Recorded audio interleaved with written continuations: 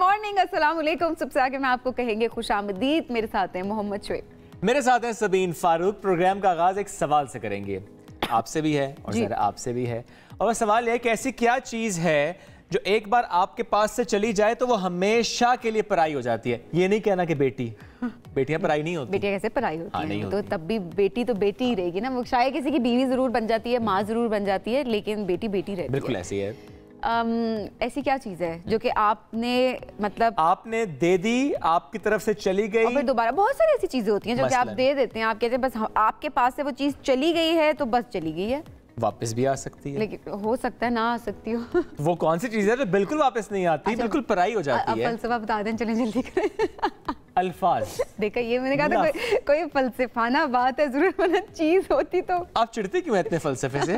बस फलसफे से मेरी लगती नहीं है। अच्छा, लेकिन फलसफा नहीं था, ये सिर्फ लफ्ज़ की बात थी कि लफ्ज़ जब आपके मुंह से अदा हो जाते हैं, ज़बान से अदा हो जाते हैं, बस फिर वो पराए हो जाते हैं। इसीलिए जिस तरह कहते हैं ना कि कमान से निकला तीर और मुंह से अदा किया वो लफ्ज़ वापस नहीं आ सकते। तो जनाब ये बड़ा इंपॉर्टेंट है समझना कि जो आप बोलने लगे हैं, जो बात करने लगे हैं, उसमें लफ्ज़ों का चुनाव कितना इंपॉर्टेंट होता है। क्योंकि ज़ाहिर है अगर वो लफ्ज़ ऐसा है, वो जुमला ऐसा है, वो रवैया ऐसा है, वो बात ऐसी है जो किसी को गरां गुजर सकती है, किसी को बुरी लग सकती है, किसी को हिट कर सकती है, तो वो जो एक दफ़ा हिट कर देगी ज़ाहिर है आप उसे फिर आप ठीक नहीं कर सकते। तो बिल्कुल भी आप वही हमेशा वो वाली बात होती है कि आपकी बात से अगर किसी का दिल दुखा है तो उसको आप ठीक है बेहतर ज़रूर कर सकते हैं, लेकिन वो इंसान जिस सिचुएशन से आपकी वजह से गुजरा है, आप उस सिचुएशन को बदल नहीं सकते, उस वक्त को आप वापस नहीं ला सकते।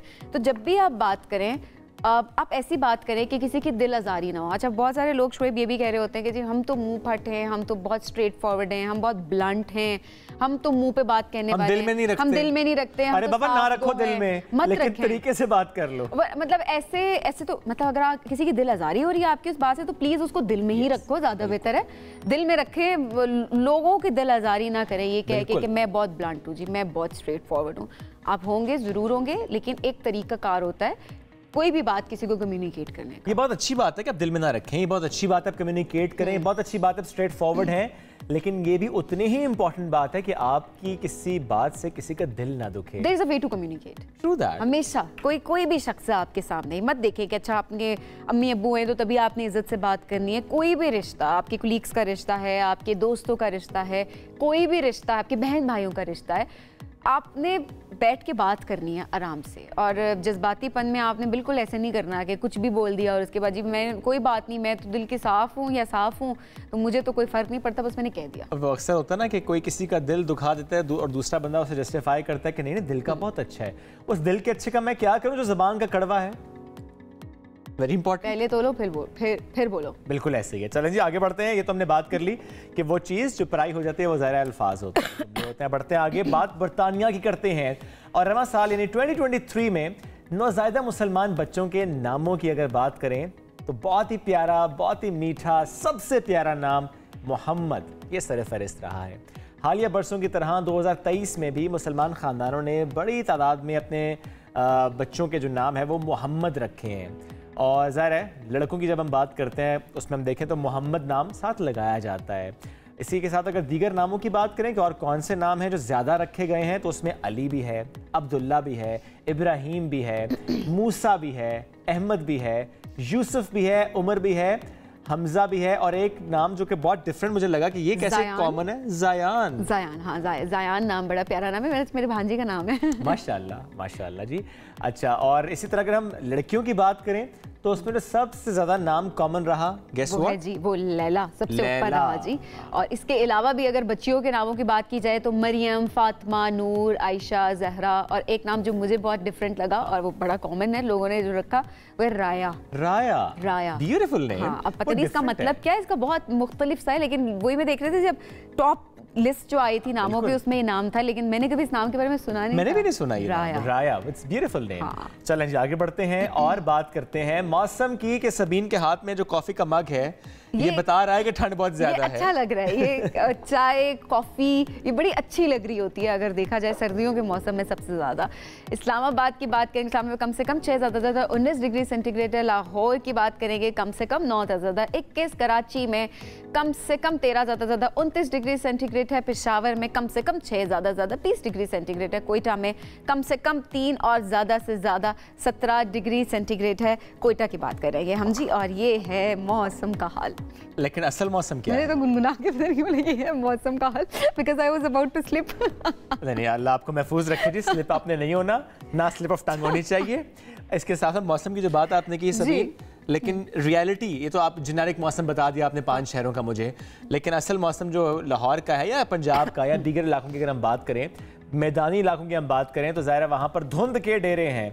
लाहौर, सियालकोट समेत मुख्तलिफ मोटरवेज धुंध के बाइस इनको बंद किया जाता है। ज़ाहिर है रात में हम देखते हैं कि 8-9 बजे के बाद इनको बंद कर दिया जाता है, फिर सुबह तक बंद रहती हैं जब तक कि मौसम कुछ बेहतर ना हो जाए, धुंध ना छट जाए, तब तक इनको बंद किया जाता है।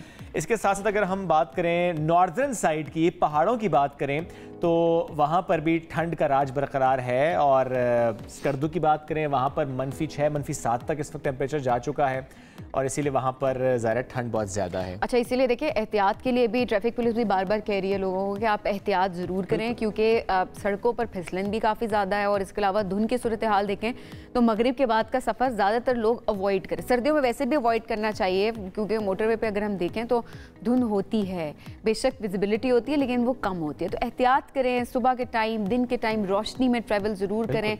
और अपना जो अभी वीकेंड भी आ रहा है तो ट्रैवल भी अपना अकॉर्डिंगली प्लान करें कि उन एरियाज़ की तरफ जाएं जहां पर एहतियात हो, बिकॉज आप फैमिली के साथ ट्रैवल कर रहे हैं। हाँ, लेकिन ऐसी किसी जगह आपने जाना ही है जहां पर धुंध है, तो फिर उस वक्त ट्रैवल करें जब आपको मालूम है कि रास्ते खुले। और एक और बात, अगर रास्ता बंद है, अगर ट्रैफिक पुलिस की तरफ से बताया जा रहा है कि रास्ता बंद है, तो जिद ना करें। ये ना कहें कि आपको जाना ही जाना है, लाजमी पहुंचना है, क्योंकि ज़ाहिर है आपकी सेहत सबसे पहले इंपॉर्टेंट है, क्योंकि बिल्कुल जब विजिबिलिटी जीरो होती है तो खतरनाक ऐसा ना करें कि हमने कोई वो चोर रास्ते नहीं होते, बिल्कुल ऐसा नहीं, उन रास्तों से गुजर के हम चले जाएंगे। आपकी सेफ्टी के लिए, आपकी सिक्योरिटी के लिए ये ऐलान किए जाते हैं। बिल्कुल। वैसे ठंड में हम एक आवाज़ अक्सर सुनते हैं अपने गली मोहल्लों में, गरम अंडे। अच्छा था, यही होता है गरम अंडे। अच्छा, अंडे तो ज़्यादा खाए जाते हैं, अंडे महंगे भी हो जाते हैं, लेकिन ये पाकिस्तान में नहीं, बहुत से और मुल्कों में भी ऐसा ही होता है। अच्छा। ना सिर्फ महंगे होते हैं बल्कि नायाब हो जाते हैं। जैसे कि रशिया की बात हम करें, वहां पर इस वक्त अंडों का बहरान है। मॉस्को में अंडे नायाब हो चुके हैं। 1 अरब 20 करोड़ अंडे अब दरामद किए जाएंगे जरूरत को पूरी करने के लिए। देखिए रैक्स खाली है वहां पर सुपर स्टोर्स में कि अंडे हैं ही नहीं। और रूसी वजारत इक़्तिसादियात ने 6 माह के लिए अब ड्यूटी भी माफ़ कर दी ताकि अंडे वहाँ पर वो दरामद कर सकें।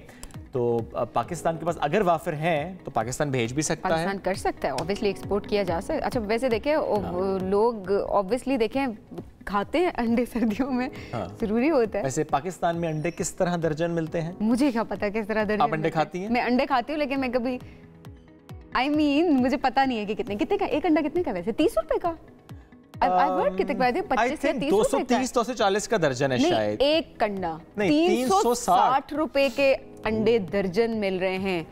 देखिए मुझे दर्जन का भी नहीं पता सबीन, ना मुझे एक का पता। हाँ, मुझे मुझसे ट्रे का पूछ ले, मैं बता दूंगा, क्योंकि मैं ट्रे पूरी लेकर आता हूँ, उसमें 3 दर्जन अंडे होते हैं। हाँ। और वो 870 रुपए की कहीं पर मिलती है और कहीं पर 900 रुपए की मिलती है। अच्छा, वैसे शुएब, हम मेरे ख्याल है हम उस जमाने में शायद, अब मुझे लगता है पता नहीं कितने पुराने जमाने के हम लोग हैं, 2 रुपए का अंडा मिलता था, 1 रुपए का अंडा मिलता था, फिर आहिस्ता आहिस्ता चले ठीक है 3 रुपए का, 5 रुपए का हुआ, लेकिन अब देखिए कैलकुलेट अगर किया जो 30 से 35 रुपए का। ये बिल्कुल ऐसा ही है जैसा आपके समोसे के साथ हुआ है।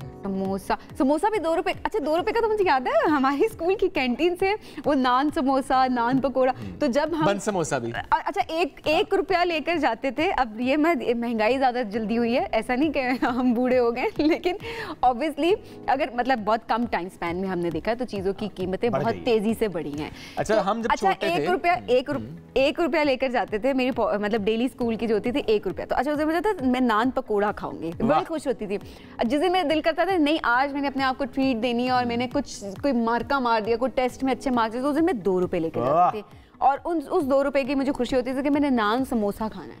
उस दौर में, तो वो दौर, तभी उस दौर में हमारे बड़े हमें क्या कहते थे कि उनके दौर में आटा इतने का मिलता था, चीनी, बिल्कुल आनू की बात करते थे और हम बड़ा मजाक समझते थे उस बात को।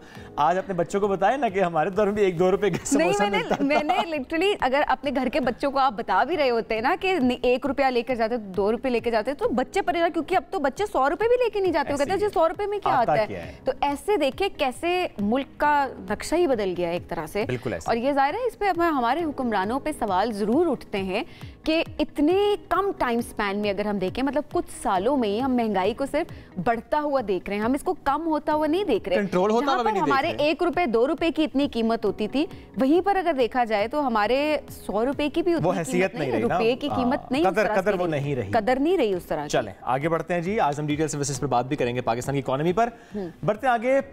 क्रिस्टियानो रोनाल्डो की बात करते हैं, पुर्तगाल के स्टार फुटबॉलर और गूगल की 25 साल तारीख में सबसे ज्यादा सर्च किए जाने वाले एथलीट बन गए हैं। इस दौड़ में अपने हरीफ लायनल मेसी को उन्होंने पीछे छोड़ दिया है। रोनाल्डो इस वक्त बैनुल अक़वामी फुटबॉल के साथ साथ सऊदी क्लब अल नसर के साथ खेल रहे हैं और मीडिया और सोशल मीडिया पर मुसलसल तवज्जो का मरकज़ बने हुए हैं और उनके फैंस उन्हें गूगल पर भी बहुत ज़्यादा सर्च करते हैं और उनके बारे में मज़ीद जानने की कोशिश में लगे रहते हैं कि रोनाल्डो अब क्या कर रहे हैं और तब क्या कर रहे थे। उनके बारे में लोग इंफॉर्मेशन इकट्ठी करते हैं। देखिए, तो जाहिर है आपका अपना जो स्टार होता है, आपको जो लोग पसंद होते हैं, उनके बारे में आप ज़्यादा से ज़्यादा जानने की कोशिश कर रहे होते हैं ना कि उनको क्या पसंद है और क्या उनको नहीं पसंद, और उस लिहाज से उनके बारे में सर्च भी बहुत ज़्यादा की गई है। चलेंगे आगे बढ़ते हैं। अच्छा, बड़े मज़े की खबर है, आप बताइए। अच्छा, वैसे होता है ना कि आपको कभी रात को देर हो जाती है और सारे दरवाजा जब बंद होता है, लॉक होता है, तो आप यकीनन आप दरवाज़ा हिलाते हैं, डोरबेल बजाते हैं, आप दरवाजा हिलाते हैं। नहीं, मतलब गाँव वाले भी वैसे भी अगर देखा डोरबेल आपकी ख़राब भी है या आप नहीं बजे तो मतलब आप खटखटाते हैं, नॉक करते हैं एक्चुअली। अच्छा, उसी तरह से अब ये तो इंसानों की मैंने बात बताई, लेकिन एक बिल्ली साहिबा है, उन्होंने भी कुछ ऐसा ही किया। जबकि वो घर लौटी वापस तो उन्होंने दरवाज़ा बंद पाया और उन्होंने डोरबेल बजाई कि मैं आ गई हूँ, मेरे लिए दरवाज़ा खोल दिया जाए। तो वीडियो भी आपको दिखाते हैं जी।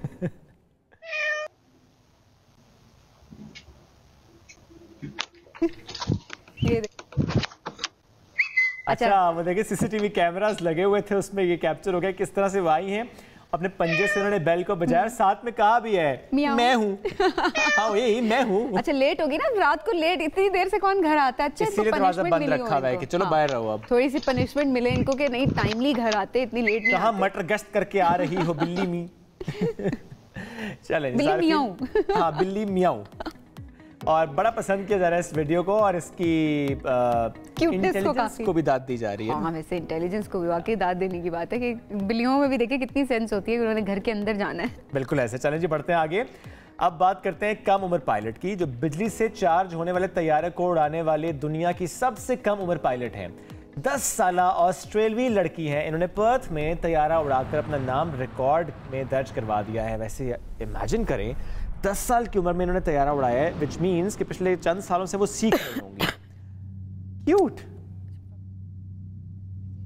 कोई टाइम टाइम कह रही हूँ, कोई एज लिमिट वैसे होती नहीं होगी, थोड़ी सी वैसे मतलब खौफ आ रहा है देख के मुझे। बेशक उम्र जो है वो देखिए 10 साल की उम्र है और दूसरे पायलट भी है ना, मुआविन पायलट भी हैं साथ। अच्छा, वो साथ सपोर्ट के लिए बैठे होंगे, लेकिन इट्स रियली गुड कि देखिए बच्चे आजकल के कितने तेज हो गए और उनको स्मार्ट हो गए एक तरह से कि वो नई नई चीज़ें सीखने के लिए हमेशा आगे बढ़ते हैं और वो कहते हैं नहीं, अब यही बच्चे हैं जो दुनिया में बहुत नाम कमाएंगे और नई नई चीज़ें मुतारिफ भी करा रहे होते हैं। हमारे बच्चे भी तो चलाते हैं विदाउट लाइसेंस गाड़ियाँ। हाँ, ये देखें वैसे।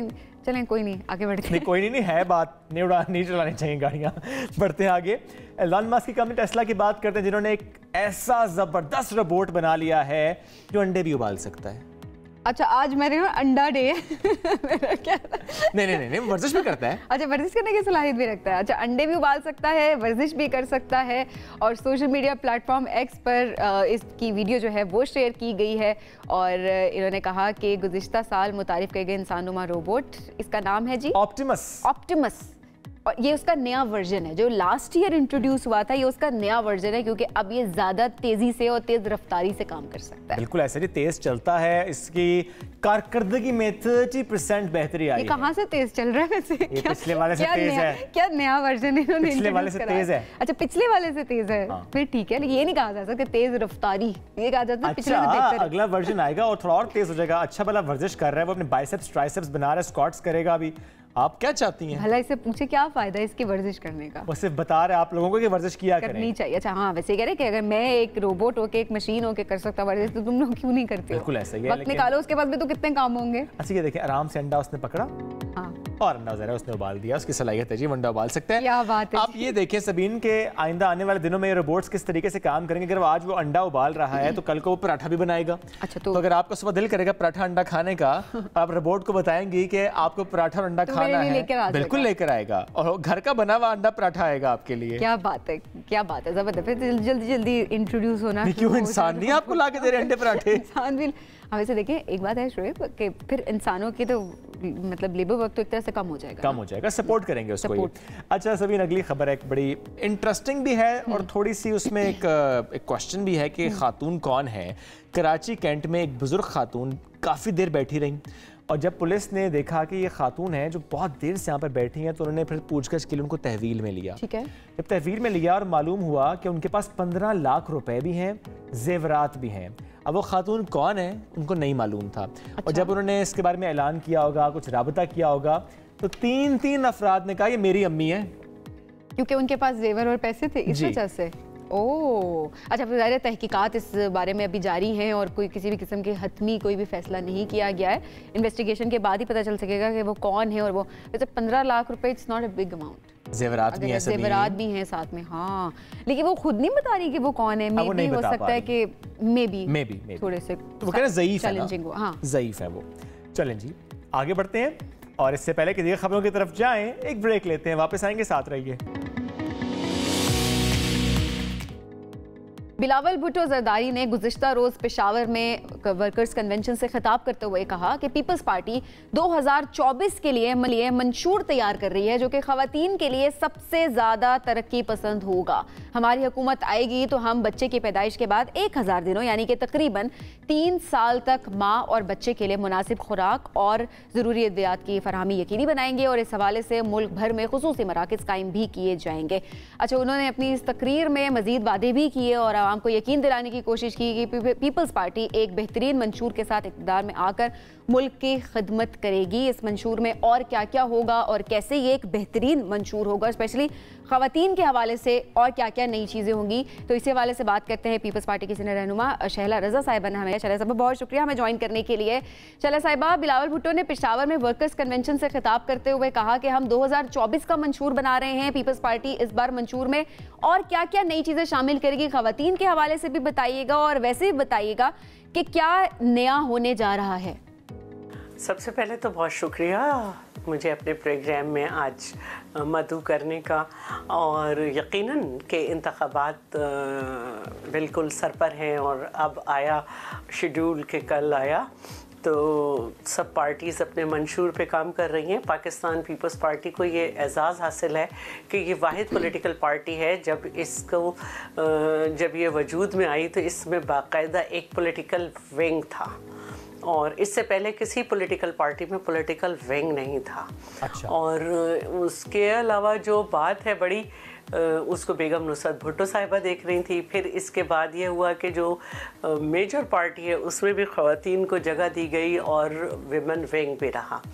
जब से पाकिस्तान पीपल्स पार्टी बनी है इन तकरीबन 5.5 दहाइयों में पाकिस्तान की औरत मज़ीद सामने आई है, क्योंकि चाहे जर्नल सीट्स पर टिकट देने का मामला हो ऐवान में पहुंचाने के लिए या रिज़र्व सीट, ये पाकिस्तान पीपल्स पार्टी का कारनामा है कि उन्होंने ख़वातीन को बहुत सारी जगहें दी। पहली डिप्टी स्पीकर भी पाकिस्तान पीपल्स पार्टी की थी, पहली फुल फ्लैज गवर्नर भी पाकिस्तान पीपल्स पार्टी से थी और फिर पहली स्पीकर भी जो है वो पीपल्स पार्टी से हुई। उन्होंने सदर के भी फ़राइज़ अंजाम दिए और इसके साथ साथ मुस्लिम उम्मा की वज़ीर आज़म बनने का एज़ाज़ भी खातून को पाकिस्तान पीपल्स पार्टी के प्लेटफॉर्म से हुआ।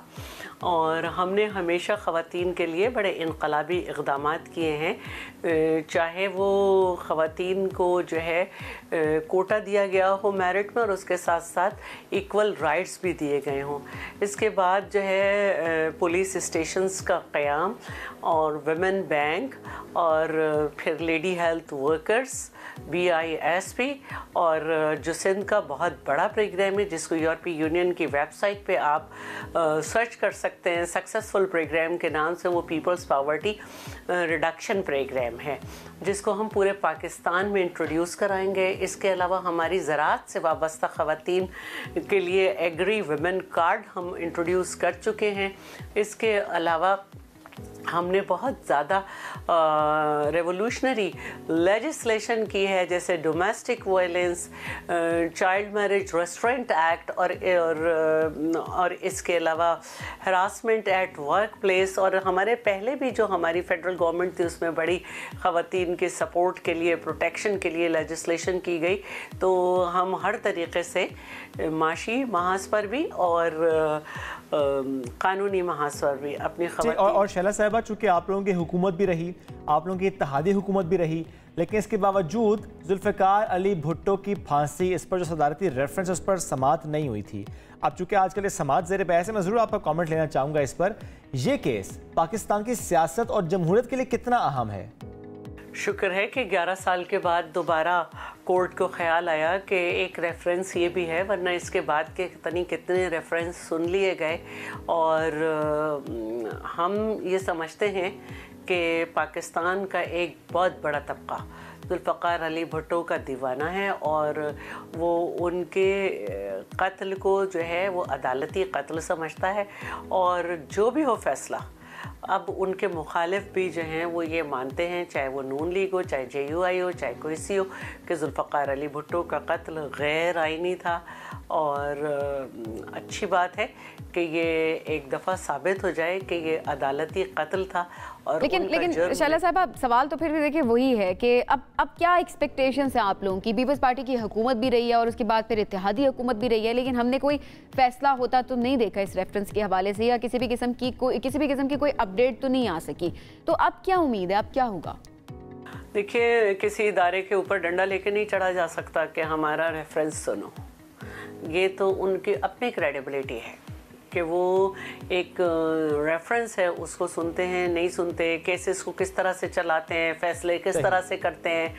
तो अब बड़ी बात है, हमें उम्मीद है जस्टिस काजी फैज़ ईसा से कि वो ज़रूर पीपल्स पार्टी के लोगों को और केस का फैसला कब तक आ जाएगा शैला साहिबा? ऐसी कोई उम्मीद है आपको? ऐसी कोई बात कर सकती है सो पीपल्स पार्टी? चूँकि अहमद रज़ा कसूरी साहब ने एक बात की है इस रेफरेंस पर, वो कहते हैं कि ये समात इलेक्शन के बाद की जाए। वो कहते हैं कि इसे इंतखाबी मुहिम में इस्तेमाल किया जा सकता है। What's your response on that? Ahmad Raza Kasuri भी अजीब ही किरदार हैं। ये केस भी किया, उसके बाद पार्टी में शामिल होने की कोशिश भी करते रहे और अब फिर खड़े हो गए। भाई, ये तो एक तारीख़ है, इसका कोई वास्ता नहीं है कैंपेन के ऊपर कि इलेक्शन कैंपेन पे इसका असर पड़ेगा, उल्टे हम मसरूफ़ ही हो जाएंगे। लेकिन ये एक तारीख़ है कि जिसमें justice Mushtaq Lahore high court के और चीफ जस्टिस अनवार उल हक और बहुत सारे लोग और जस्टिस नसीम हसन शाह ने इसका इकरार भी किया है कि किस तरह से उन पे दबाव था, किस तरह से बेंच कम होती चली गई। 7 हो गए लोग, लेकिन उसी तरह रहा 4 और 3 का, और चौथे ने तो कह दिया मुझ पे दबाव था।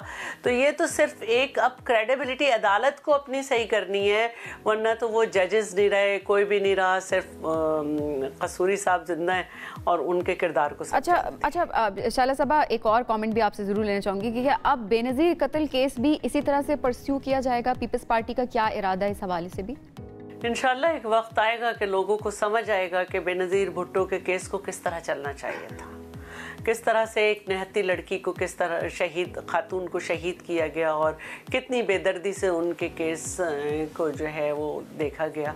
कितने जजेस बदले गए, कितने लोगों ने जो है इनकार किया, कैसे जाए शहादत धोई गई।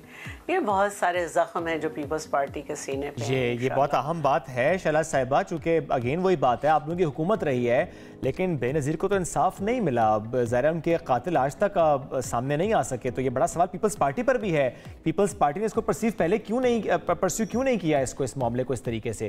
लेकिन चलें एक और मामले पर जरूर कमेंट लेते हैं आपके। इस वक्त मौजूदा सियासी सूरत हाल की जब हम बात करते हैं, 2 इंटरव्यूज ज़रदारी साहब ने दिए हैं रिसेंटली और उन दोनों इंटरव्यूज ने तहलका मचाया है, जिसमें वो खुद कहते हैं कि वो उम्मीदवार हैं या हो सकते हैं या वज़ीर-ए-आज़म बन सकते हैं। और बिलावल साहब से मुतालिक उन्होंने कहा कि वो अंडर ट्रेनिंग है। अब जब रिसेंटली उन्होंने एक बात की है कि उन्होंने कहा कि मैं भी वज़ीर-ए-आज़म बन सकता हूं और खुर्शीद शाह साहब भी बन सकते हैं। अभी तक ये समझ नहीं आ रहा कि पीपल्स पार्टी ने असल में उम्मीदवार खड़ा कैसे करना है वज़ीर-ए-आज़म के लिए। भाई एलिजिबल तो है ना, लेकिन अवाम और वर्कर जो हैं वो बिलावल भुट्टो ही के दीवाने। ठीक है जी, उम्मीदवार जरूर है लेकिन जाहिर है अभी तक कोई क्लैरिटी उस तरह से सामने नहीं आई है। अच्छा, इलेक्शंस के हवाले से भी ज़ाहिर है ज़रदारी साहब के जिन इंटरव्यूज़ की बात हो रही है उसमें इलेक्शंस के हवाले से भी उन्होंने फिर एक स्टेटमेंट दे दी और वो मतलब उनका यही इसी तरह से यही बातें थी कि इलेक्शंस डिले भी हो सकते हैं, हो भी जाए तो कोई नहीं। तो क्या अब 8 फरवरी को इलेक्शंस होते देख रही हैं आप? इंशाल्लाह 8 फरवरी को होंगे। जरदारी साहब ने ये भी कहा है कि इलेक्शन कमीशन का इख्तियार है, और क्योंकि बहुत ज़्यादा शोर 2 बड़ी जमातें मचा रही हैं कि वहाँ पे बर्फ़बारी हो रही होगी, ये हो रही होगी, तो उसके बाद भी इलेक्शन कमीशन का इख्तियार है कि उन हलकों में बाद में कर दे। और या ये कि जैसे और शैला साहिबा PTI उससे मुतालिक जो आप लोग तनकीद करते हैं उसमें एक इल्ज़ाम और भी लगाया गया। वो इल्ज़ाम यह है कि जो वोट पड़ता रहा PTI को वो अफगान शहरियों का था, उनके वोट रजिस्टर्ड हुए थे। क्या वाकई ये बात है कि वोट्स की बड़ी तादाद अफगानियों की थी? इसका इकरार खुद किया गया है। रिहेबिलिटेशन के नाम पे अफगानिस्तान में जो बंद लोग थे, वहाँ की जेलों में बंद थे, उनको छुड़वाया गया और फिर उनको जो है दोबारा से कौमी धारे में लाया गया। उनमें से बेशतर जो हैं वो PTI के वर्कर हैं और आपने देखा होगा जमान पार्क में उनके नाम पे लिए। ठीक हो गया। अच्छा शैला साहब, पीपल्स पार्टी राब्ता कमेटियों ने इलेक्शन के तनाजुर में दीगर जमातों के साथ सीट एडजस्टमेंट के लिए राब्ते शुरू कर दिए हैं अब क्या, या पार्टी अभी दोबारा से सोलो फ्लाइट की तरफ ही उसी फैसले पे कायम है कि नहीं हम बाद में देखेंगे और सोलो फ्लाइट ही अभी है? पाकिस्तान पीपल्स पार्टी अपने मंशूर पे इलेक्शन लड़ती है और बाद में अवाम जिसको वोट दे के भेजे उनके साथ वर्किंग रिलेशनशिप। ज़ाहिर है शैला साहबा कि सियासत में कोई भी हरफ आखिर नहीं होता। ज़ाहिर है इलेक्शंस के बाद आप लोग डिसाइड कर पाएंगे कि अब किस तरफ को जाना है। बहुत शुक्रिया शैला रज़ा साहिबा साथ मौजूद थी, हमसे गुफ्तगू कर रही थी। नाज़रीन एक ब्रेक की तरफ जाएंगे, ब्रेक से वापस आते हैं, साथ रहिए। Welcome back. मुल्क की मईशत की बात करें, मुसलसल मस्बत अशारे तो दे रही है, लेकिन फिर भी आम आदमी ये सवाल करता है कि उसको आखिर इसके असरात कब महसूस होंगे। पाकिस्तान स्टॉक एक्सचेंज की बात करें तो कल तारीख की रिकॉर्ड बुलंद तरीन सतह पर पहुंचा था, लेकिन आज सुबह 265 पॉइंट्स नीचे आया। कल की बात करें तो लगातार 90 रोज बुलंद तरीन सतह पर थी और 67,000 का हिस्सा भी अबूर कर लिया था। इसी के हवाले से अगर हम रुपए की बात करें और रुपए के मुकाबले में अमेरिकी डॉलर की बात करें तो मुसलसल अपनी कदर उसने खोई और इसकी कीमत इंटर बैंक में 283 रुपए 61 पैसे हो चुकी है। और दूसरी जानिब IMF जायजा मिशन के साथ कामयाब मुज़ाकरात के बाद पाकिस्तान को 70 करोड़ डॉलर की दूसरी किस्त जारी होने के इम्कान भी पैदा हो गए हैं और एशियाई तरक्याती बैंक ने भी 65 करोड़ 88 लाख कर्ज देने और 15 करोड़ डॉलर से ज़ायद फाइनेंसिंग की मंजूरी दी है। ताहम आम आदमी वो शिकवा यही करता है कि एशारी अपनी तरफ, उसे फ़ायदा कब होगा, उसकी ज़िंदगी में सहूलत कब आएगी, वो कब सुख का सांस लेगा, वो कब कहेगा कि महंगाई का जिन अब काबू में है। इसी पर बात करेंगे। मारूफ माहिर मईशत डॉक्टर शाहिद हसन सिद्दीकी साहब आज हमारे साथ मौजूद हैं। शाहिद साहब बहुत शुक्रिया, आपने वक्त दिया। शाहिद साहब ये मस्बत अशारिये, लेकिन आम आदमी का सवाल वहीं का वहीं के फ़ायदा कब होगा, प्लीज़ ज़रा एलेबोरेट कीजिएगा कि ये जो अशारिये हैं सिर्फ नज़र आते हैं कि हमें मस्बत हैं और इन एक्चुअल ऐसा नहीं है। बहुत शुक्रिया आपका। अगर आप स्टेट बैंक के और मिनिस्ट्री ऑफ फाइनेंस के आदाद शुमार देखें तो उससे तो ऐसा नज़र आता है कि हमारी मईशत जो है वो बेहतरी की तरफ गामजन नहीं है, बल्कि निगरां हुकूमत के दौर में मैं पूरी जिम्मेदारी के साथ कह रहा हूँ, बेशतर माशी अशारिये या तो ख़राब हुए हैं, अच्छा, या आदाब से कम हैं, और या ये कि जो खित्ते के मुल्कों के मुकाबले में बहुत ज़्यादा ख़राब है। लेकिन आपने जो अहम तरीन नुक्ता उठाया है महंगाई, जिसका ताल्लुक आम आदमी से है, उसको ज़रा सा हम जायज़ा कर लेते हैं। इस वक्त हमारी महंगाई की शरह जो है हुकूमत के मुताबिक 29.2% है। अगर मैं आपके नाज़रीन को ये बताऊं कि श्रीलंका में इस वक्त महंगाई है 3.4% और भारत में 5%, यानी भारत से हमारी महंगाई 6 गुना और श्रीलंका से 9 गुना। जबकि जो हमारी जो शरह नमू है वो 2% है और भारत की जो है वो तकरीबन 6.5% है, यानी हमारी 1/3। तो अगर हमारी फीकस आमदनी कम है, महंगाई बेतहाशा ज़्यादा है और चूँकि मईशत ग्रो नहीं कर रही, तो उसकी वजह से गुर्बत, बेरोज़गारी और महंगाई भी साथ में बढ़ रही है। तो फिर हम ये दावा किस बुनियाद पर कर रहे हैं जबकि हमारी ग्रोथ नहीं है। लेकिन अगर आप और देखें रुपए की कदर, देखिए इसमें जो क्रेडिट जाता है वो आर्मी चीफ को जाता है जिन्होंने के क्रैक डाउन कराया, लेकिन क्या निगरान हुकूमत ने उनके साथ कोऑपरेट किया और वो इक़दाम उठाए जो उनको उठाने चाहिए थे? तो उसका जवाब है नहीं। आदाद व शुमार की चूँकि मैं बात कर रहा हूँ हुकूमत की, 12 जुलाई को अगर आप देख लें इंटर बैंक मार्केट में डॉलर था 276 रुपए का, 12 जुलाई 2023। आज है 283 का, यानी तमाम तर क्रैक डाउन, स्मगलिंग रोकी गई, सब कुछ किया गया, लेकिन आज भी हम 7 रुपए फी डॉलर जो है वो कम है 12 जुलाई के मुकाबले में जब IMF का प्रोग्राम मंजूर हुआ था। आप अगर उसके साथ ही आप देख लें कि जो हमारी रेमिटेंसेज हैं, रेमिटेंसेज जुलाई से नवंबर तक 1 अरब डॉलर कम हुई है गुज़िश्ता साल की इसी मुद्दत से। ये आदत शुमार स्टेट बैंक के हैं। इसी तरीके से अगर आप देखिए कि हमारे स्टेट बैंक के रिजर्व्स, उसमें जुलाई से नवंबर तक 800 मिलियन डॉलर की कमी हुई है गुज़िश्ता साल की इसी मुद्दत के मुकाबले में। तो ये तो 1.8 अरब डॉलर का ये झटका लग गया। अब टैक्सों की, मैं तो हुकूमत के आदात शुमार दे रहा हूँ, इसमें मेरा कुछ भी नहीं है। अब आप टैक्सों की वसूली देख लीजिए। टैक्सों की वसूली जो FBR का इस साल का हदफ है, जिसको मुश्किल पड़ रही है, अगर उसमें से NFC अवार्ड को तहत जो सूबों को पैसा देना है वो आप निकाल दें, तो जो रकम बचती है हुकूमत के पास, सूद उससे 2200 अरब रुपया ज़्यादा है। तो अगर मेरे FBR से सूद ही नहीं अदा हो रहा तो फिर पूरा मुल्क जो है तरक्याती अखराजात, तनख्वाहें, सारा मुल्क वो सिर्फ कर्जों में चलेगा। तो ये कोई मुस्बित सूरत हाल तो नहीं है। फिर आप देखिए बिजली की चोरी का हुकूमत ने हमें ये बताया था कि 589 बिलियन रुपीस की सालाना चोरी है या अदम अदायगी है। जो कुछ क्रैक डाउन से वसूली हुई है वो तो उसका अशीर भी नहीं है। और जाहिर है अभी हम गैस और बिजली की कीमतें देखें तो वो भी मुसलसल अब बढ़ती हुई हमें दिखाई, आगे मजीद बढ़ती हुई दिखाई भी देंगी। तो क्या किसी भी तरह से आवाम को इसमें रिलीफ मिल सकता? आइंदा आने वाले दिनों में आप क्या देख रहे हैं? अगर ठीक है क्रैकडाउन भी किया जा रहा है, बिजली चोरों को पकड़ा भी जा रहा है, तो क्या इसके मुस्बत असरात हो सकते हैं कि आम आवाम को फायदा और बिल कम आए लोगों के? नहीं, देखिए बात ये थी कि सवाल तो सिर्फ ये पैदा हो रहा है कि 2024 ज़्यादा दूर नहीं है और अप्रैल में गालिबन हम IMF के पास जाएंगे और हम कहेंगे कि जी हमें लंबी मुद्दत के लिए एक और कर्जा दें। इस वक्त IMF ने जो शराइत आयद की थी उसके बाद इस वक्त उन्होंने बहुत हल्का हाथ रखा है। अच्छा। और बार बार ये कहा है कि मईशत को खतरात तो हैं, आप ये बताइए कि ये वायदे हमसे करें। यानी इस वक्त उन्होंने हमारे ऊपर हल्का हाथ रखा है, लेकिन चूँकि इस वक्त अमेरिका को हमारी मदद की ज़रूरत पड़ रही है, जो है अफगानिस्तान के मामलात में, मिडल ईस्ट के मामलात में, ख़ुद पाकिस्तान में दहशतगर्दी हो रही है जो बाहर के लोग करा रहे हैं। तो जो लोग दहशतगर्दी पाकिस्तान में आके कर सकते हैं वो यूरोप में भी कर सकते हैं। इसीलिए अमेरिका को इस वक्त हमारे ऊपर उन्होंने हल्का हाथ रखा है। लेकिन साथ में जब 2024 में हम जाएंगे IMF के पास, उनकी कड़ी शराइत एक मरतबा फिर आएंगी। एक तो ये चीज़ हो गई। दूसरे एक इस वक्त हुकूमत ने एक सेंटिमेंट्स क्रिएट किया है और ये किया है कि 125 अरब डॉलर की सरमायाकारी आने वाली है बहुत जल्द। हालांकि इसका इम्कान नहीं है और अच्छा। ये जो अगर कुछ आएगी तो उसको हम कहेंगे परेशान कुन सरमायाकारी। मैं इसलिए कह रहा हूँ कि रिकोडेक में हमने दिया था, हमारी सरमायाकारी आई थी, लेकिन वो हमारे ऊपर 10 अरब डॉलर का जुर्माना हुआ था। चूंकि इफ्तिखार चौधरी साहब जो सुप्रीम कोर्ट के थे उन्होंने उस मुआहदे को कैंसिल कर दिया था। हालांकि हमें भारी नुकसान उठाना पड़ा था। शायद साहब चूंकि 9 अरब का एक कमेंट जरूर कीजिएगा, चूंकि 2024 की हम बात भी इस वक्त कर रहे हैं। ऐसे में स्टेट बैंक ने एक बात की, उन्होंने कहा है कि 2024 के जो दूसरे 6 माह हैं उसमें आवाम को रिलीफ मिल सकता है, महंगाई कम हो सकती है। अब स्टैट्स आपके सामने ज़रा आप उस हमें एक्सप्लेन भी कर रहे हैं, ये बात किस बुनियाद पर की गई, जबकि आपने खुद भी कह दिया कि IMF के प्रोग्राम में हम जाएंगे, वो कड़ी शराइत लेकर आएगा, मुश्किलात और लाएगा।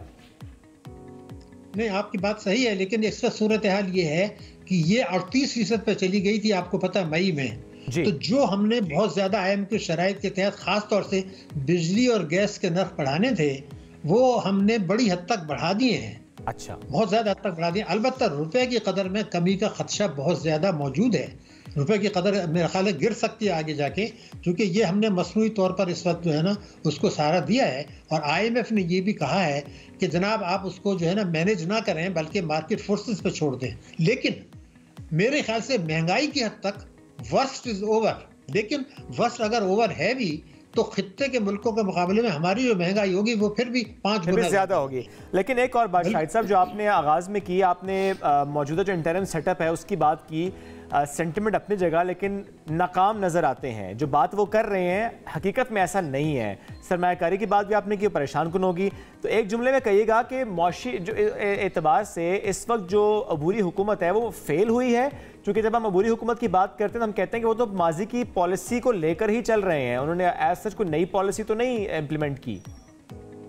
देखिए, आपने बड़ी अहम बात की है। हमें अब ये तस्लीम करना होगा कि हमारी जो निगरान हुकूमत है वो भी अशराफिया के ज़ेर असर है, वो भी अशराफिया के मफादात का तहफ़्फ़ुज़ कर रही है। बल्कि मैं जिम्मेदारी के साथ अगर ये कहूँ कि निगरान हुकूमत ने कानून से इनहराफ करके ताकतवर तबकों को मराद दी हैं। लेकिन अगर मैं आपको रिकॉर्ड पे एक और बात बता दूं, यानी कानून से इनहराफ करके वो माफिया की मदद कर रहे हैं, ये रिकॉर्ड पर है। जो नाजायज़ असासे मुल्क के अंदर मौजूद हैं, जिसकी फहरिस्त हुकूमत के पास है, कानून मौजूद है, बगैर अदालत में जाए उनसे रिकवरी कर सकते हैं, लेकिन वो उन पर हाथ नहीं डाल रहे। लेकिन रिकॉर्ड मेरे पास ये है कि निगरान वज़ीर ख़जाना शमशाद अख्तर साहिबा जो हैं, वो आपको याद होगा कि 2018 में भी निगरान वज़ीर ख़जाना थी। उस वक्त उन्होंने आइन को तोड़ा था, आइन पाकिस्तान को तोड़ के एक टैक्स एमनेस्टी स्कीम जो पार्लियामेंट ने मंजूर की थी, वो पार्लियामेंट ही एक्सटेंड कर सकती थी और कोई नहीं कर सकता, उन्होंने उसकी भी एक्सटेंशन कराई थी, वो रिकॉर्ड है। और अब वो नाजायज़ असासों के खिलाफ नहीं डाल रहे, हाथ नहीं डाल रहे। हालांकि 1100 अरब रुपया वहां से मिल सकता था चंद महीने में, जिसकी फहरिस्त हुकूमत के पास। यानी अशराफिया के ज़ेरे असर है इस वक्त मुल्क, ये इंपॉर्टेंट पॉइंट है। सिर्फ एक जुमला, आने वाली हुकूमत क्या कर पाएगी?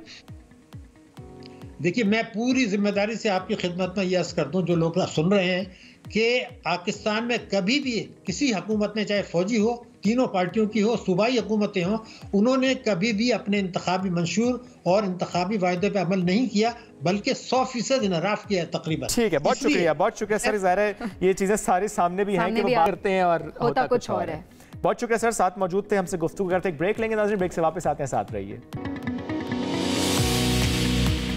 वेलकम बैक जी। मुल्क में दहशतगर्दी के वाकयात में एक बार फिर तेजी से इजाफा होने लगा है और मंगल को डेरा इस्माइल खान में सिक्योरिटी फोर्सेस की चौकी पर बड़े हमले ने खतरे की घंटी बजा दी है। अगर रवां साल की बात करें सबीन, तो इसमें पहले 9 माह में अस्करियत पसंदों के हमलों में 386 सिक्योरिटी एहलकारों समेत 1100 से ज़ायद अफराद शहीद हुए हैं और इस अरसे में गुज़श्ता साल के मुकाबले में दहशतगर्द हमलों में 19% इजाफा हुआ है। इसी पर बात करेंगे, हमें ज्वाइन कर रहे हैं मारूफ तज्जियाकार और दिफाई उमूर के माहिर हैं जाहिद हुसैन साहब। जाहिद साहब, बहुत शुक्रिया आपने वक्त दिया।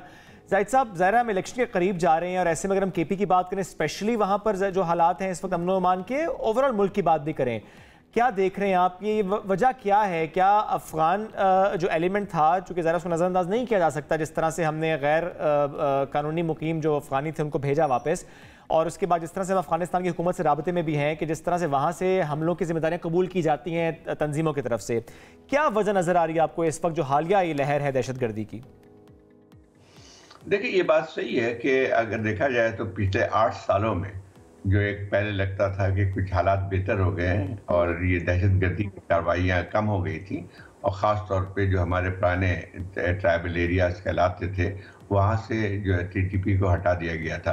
लेकिन अब जो सूरत हाल बन के आई है, मेरा ख्याल ये है कि पिछले 8 सालों में जो है सबसे ज़्यादा जो है अमवात हुई हैं। हमारे जो है तकरीबन अब तो 400 से ज़्यादा फौजी शहीद हो चुके हैं, जब तक अगर आप इसको मिलाएं जो कल परसों जो वाक़यात हुए थे। ये एक बहुत ही संगीन सूरत हाल है और ऐसा मालूम होता है कि ये चीज़ें बढ़ती जा रही हैं। दहशतगर्दी की कार्रवाइयाँ जो है पिछले अगर चंद हफ्तों में देखा जाए तो इसमें मज़ीद शिद्दत आई है। और परसों का जो डेरा इस्माइल खान का वाक़या जो है अगर देखें तो वो इससे बड़ा हमला मेरे ख्याल पिछले कई सालों में हमें नज़र नहीं आता है, इस किस्म की दहशतगर्दी की कार्रवाई, जिसका मतलब ये हुआ कि इस वक्त जो दहशतगर्द हैं वो ज़्यादा मुनज़्ज़म है और उनके पास ज़राए ज़्यादा मौजूद हैं, हथियार बेहतर मौजूद हैं और उनके पास लोग भी हैं जो कि इस किस्म के हाई प्रोफाइल अटैक कर सकें। अब जो है सूरत हाल ये नजर आती है कि अब ये न सिर्फ KP में बल्कि अगर आप बलूचिस्तान में भी देखें तो दहशतगर्दी की कार्रवाइयों में इजाफा होता चला जा रहा है। और अब देखें चंद वाक़यात, अब पंजाब में मियांवाली में जो वाक़यात हुए थे जिसमें एयरफोर्स बेस पे अटैक किया गया था, तो इससे साफ जाहिर होता है कि दहशतगर्द तंजीमें जो हैं अब ज़्यादा जो है वो फैलती जा रही हैं अपने। लेकिन जाहिद साहब, आपको वजूहात क्या नजर आती है? क्योंकि जिस तरह आपने खुद भी कहा कि एक टाइम हमने देखा था जहां पर हमें दहशतगर्दी बहुत कम होती लेकिन खत्म होती नजर भी आ रही थी एक तरह से, और अब अचानक से इतनी तेज लहर और आए दिन हम इस तरह के वाकयात, नाखुशगवार वाकयात हम देख रहे होते हैं। क्या वजूहात आपको नजर आती है? क्या पहले किया जा रहा था तो दहशतगर्दी कम थी और अब वो चीजें दोबारा नहीं की जा रही, या क्या करने की जरूरत है? देखिए, इसमें कई फैक्टर हैं जिसकी वजह से ये दोबारा जो है ये उभार पैदा हुआ है। ये ठीक है कि अफगानिस्तान में जो तालिबान की हुकूमत आई है उसकी वजह से इन तंजीमों को, ख़ासतौर पे जो टीटीपी है जिनकी अक्सर तादाद जो है वहाँ, जब उनको फौजी कार्रवाई के बाद वहाँ चले गए थे, उनको यकीनी तौर पे एक बूस्ट मिला है, उनको इंकरेजमेंट मिली है जब अफगानिस्तान में तालिबान की हुकूमत आने में। लेकिन उसमें हम उसके अलावा जो है एक और चीज़ भी हुई है कि खुद हमारी पॉलिसी का भी बहुत बड़ा कसूर है। अगर हमारे पास एक कोई मुस्तकिल एक जो जिसको कहते हैं ओवर आर्चिंग पॉलिसी जो है, जिसमें तमाम पहलुओं को देखा जाए कि दहशतगर्दी के सिर्फ ये नहीं है कि फायर फाइटिंग की जाए, बल्कि और या सिर्फ वाक़यात होने के बाद कार्रवाई की जाए। हमने पहले जो है जब 8 साल पहले एक हद तक हमने जो काबू पाया था, तो हमने उसको हतमी तक नतीजे तक नहीं पहुंचाया था।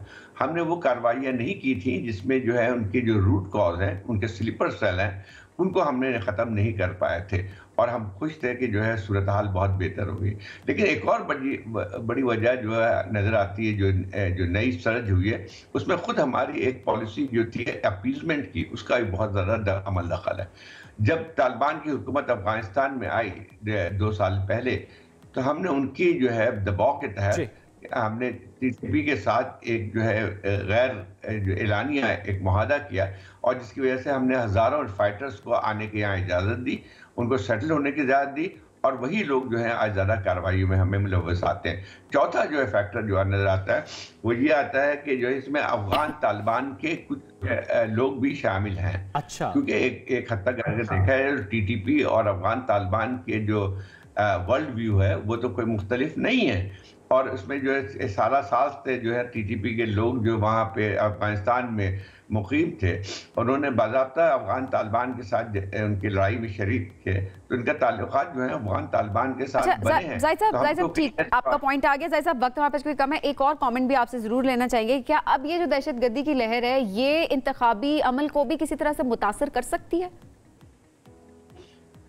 देखिए, एक हद तक तो कर सकती है। बाद इलाकों में जहाँ पे इनकी कार्रवाइयाँ ज़्यादा तेज़ हैं वहाँ पे खतरात तो रहेंगे, लेकिन ये नहीं है कि इसकी वजह से इंतखाबात मुलतवी हो जाएंगे, क्योंकि हम देखते हैं कि 2013-2000 में जो इलेक्शन हुए थे उस वक्त दहशतगर्दी की कार्रवाइयाँ बहुत हद तक बढ़ी हुई थी इससे ज़्यादा।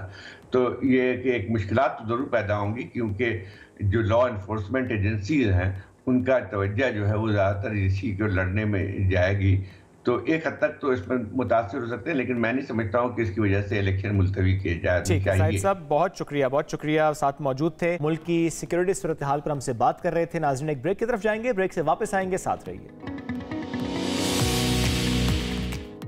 Welcome back after the break. PSL की बात करते हैं। नई तारीख रकम हुई है जहां पहली बार 3 भाई एक ही टीम में शामिल हो गए हैं। सारे के सारे फास्ट बॉलर्स हैं।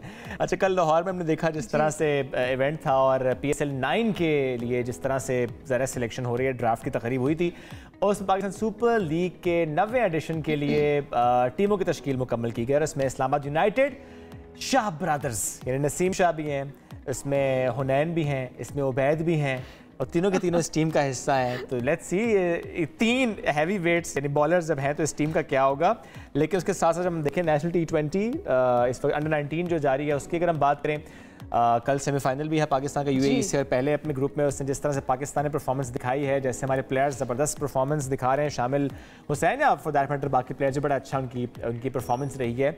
लेकिन इस सब के बाद जो इस वक्त मैच जारी है, test match Pakistan versus Australia, 160 run हो चुके हैं, 1 आउट है। हाँ। और पर्थ में ये ज़रा टेस्ट मैच शुरू हो चुका है, ऑस्ट्रेलिया बैटिंग कर रहा है, जारहाना बैटिंग है ऑस्ट्रेलिया की, आई मस्ट से दैट।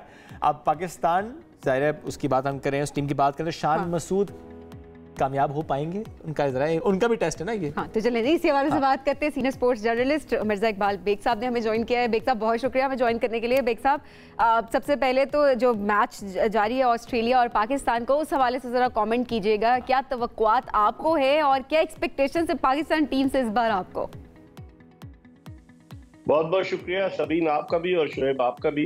दरअसल ये जो टेस्ट मैच है इसमें पाकिस्तान की बॉलिंग जो है बड़ी कमजोर बॉलिंग है। आप अंदाजा लगाएं कि एक तो हमने रेगुलर स्पिनर कोई शामिल नहीं किया और 4 फास्ट बॉलर्स हैं जिसमें शाहीन शाह अफरीदी हैं, उनके अलावा फहीम अशरफ हैं, आमिर जमाल और उनके अलावा खुर्रम शहजाद। आमिर जमाल और खुर्रम ने तो डेब्यू किया है। अगर हम सारे अपने बॉलर्स की कारकर्दगी देखें इस टेस्ट मैच में जो 11 खिलाड़ी खेल रहे हैं तो मजमूई तौर पर, जिसमें सलमान अली आगा को भी आप शामिल कर रहे हैं जिन्होंने 9 टेस्ट मैचेस खेले, तो मजमूई तौर पर 52 टेस्ट मैचेस इन 5 बॉलर्स ने खेले और 138 विकेटें हासिल की हैं, जिसमें से 105 विकेटें शाहीन शाह अफरीदी की हैं, जिससे आप अंदाजा लगा सकते हैं कितना इनएक्सपीरियंस बॉलिंग अटैक है। अगरचे खुर्रम शहजाद ने आज बड़ी अच्छी बॉलिंग की है, आमिर जमाल ने भी बेहतर बॉलिंग की, लेकिन बॉलिंग अटैक हमारा बहुत कमजोर नजर आ रहा है। और एक सवाल पैदा होता है कि इस दौरान जब हम बात करें दूसरा भी आउट हो गया, थोड़ा सा क्रेडिट दे देते हैं बॉलर्स को, दूसरा आउट हुआ है। नहीं, बिल्कुल क्रेडिट तो दे, लेकिन जिस तरह का पहला सेशन हुआ कि 117-18 रन बने पहले सेशन में, हर तरफ डेविड वार्नर जो थे वो पिटाई कर रहे थे और उन्होंने बड़ी अच्छी जारहाना बैटिंग की उस्मान ख्वाजा के साथ। तो उसको देखते हुए मैं समझता हूँ कि एक टेस्ट मैच में 2 मरतबा ऑस्ट्रेलियन टीम को आउट करना यानी 20 विकेटें लेना, ये पाकिस्तानी बॉलर्स के लिए जुए शीर लाने से कम नहीं है। मैं समझता हूँ मुश्किल होगी। अब देखते हैं कि किस तरीके से क्रिकेट का खेल है, किस तरीके से पाकिस्तानी बॉलर्स आइंदा जो है जो मैच आगे की तरफ जाएगा कैसे परफॉर्म करते हैं। लेकिन पहला ही इम्तिहान मुश्किल मिला शान मसूद को, चूंकि ज़ाहिर है टीम ऐसी है, आपने खुद इस तरह का स्पिनर नहीं है, हमारी टीम उतनी मजबूत नहीं है, तो पहला इम्तिहान ही बहुत मुश्किल पड़ेगा शान मसूद को। बिल्कुल, बाद लोगों की ये ओपिनियन है कि कहीं शान मसूद को कुर्बानी का बकरा न बना दिया जाए, क्योंकि इन्होंने ऐलान कर दिया है शाहीन शाह अफरीदी वाइस कैप्टन होंगे। तो अगर खुदा न खास्ता इस टेस्ट सीरीज में पाकिस्तान को कोई ऑस्ट्रेलिया वाइट वॉश करता है तो फिर उस सूरत में शान मसूद की कप्तानी पर भी सवाल आएगा। अब उन्हें कप्तानी के साथ साथ बैटिंग भी करना होगी। बड़े टैलेंटेड खिलाड़ी हैं। अभी उन्होंने इंग्लिश काउंटी क्रिकेट चैंपियनशिप में यही कह रहे हैं कि शान मसूद की सलाहियतों का इम्तिहान है, ये बड़ा टफ टूर है। और जाहिर है इसमें प्रेशर हम गुज़िश्ता 59 बरस से जी नहीं आप पूछे सबीन क्या कह रही थी? हाँ, मैं बस ये कहना चाह रही थी कि मैं कह रहा था कि आप बताएं। मैं ये कह रहा था कि 59 बरस से हम ऑस्ट्रेलिया का दौरा कर रहे हैं, सिर्फ 4 ही टेस्ट मैच आज तक ऑस्ट्रेलिया सरजमीन पर हम जीते। आखिरी मरतबा 28 साल पहले 1995 का सिडनी टेस्ट जो मुश्ताक अहमद ने 9 विकेटें ली थी टोटल टेस्ट मैच में और हम वो 74 रन से जीते थे। तो हम अब तक ऑस्ट्रेलिया में कोई टेस्ट मैच नहीं जीते और गुज़िश्ता 2 दहाइयों से 14 टेस्ट मैचेस हम ऑस्ट्रेलिया में हारे हैं। तो इस रिकॉर्ड को देखते हुए तो मैं समझता हूँ कि पाकिस्तान के लिए बड़ा चैलेंजिंग टास्क है ये दौरा और ये टेस्ट सीरीज। बिल्कुल ठीक है। अब थोड़ा सा PSL पर आते हैं बेग साहब।